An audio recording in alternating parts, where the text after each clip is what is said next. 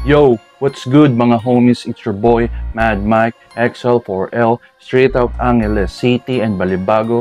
Today, pag-uusapan natin yung isang solid na topic na madalas nalilito ang mga tao. Ano nga ba ang difference ng Norteños and Sureños kumpara sa Bloods and Crips?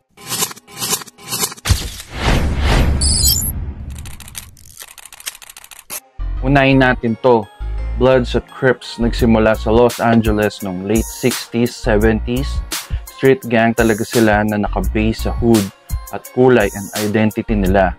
Crips for blue, Bloods for red.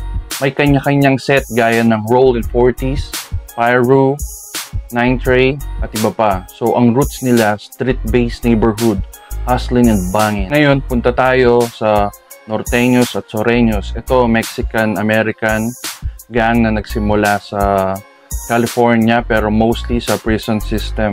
Norteños or North California, kulay red, nasa ilalim ng Nuestra Familia sa loob ng kulungan. Sureño or Southern California, kulay blue, under sila ng Mexican Mafia or La M. So ang labanan nila hindi lang street, kung hindi mas malalim kasi nakaugat sa prison politic at North versus South divide.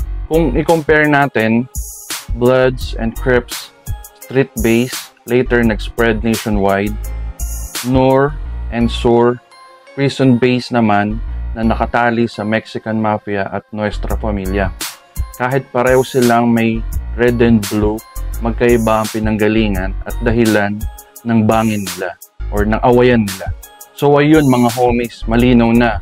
Bloods and Crips at Norteño and Sureño may sariling history at struggle.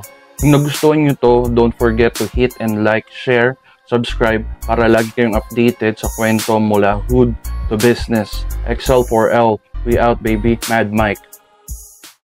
XL4L, yeah, we move with pride. Let's ride. From LA blocks to them angels rise. Singer label, it's a cool ride. Homies bless me, now it's worldwide.